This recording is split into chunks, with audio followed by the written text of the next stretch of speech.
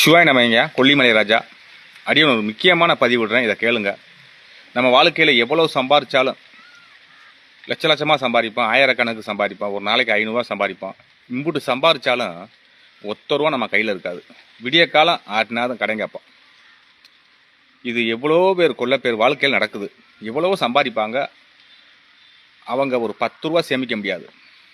விரைய செலவாக போய்க்கிட்டு இருக்கும். வட்டி, நோய் நொடி, ஆஸ்பத்திரி செலவு இப்படிமா போய்கிட்டு இருக்கும். எளிமையான பரிகாரம், இதெல்லாம் எளிமையான பரிகாரம்.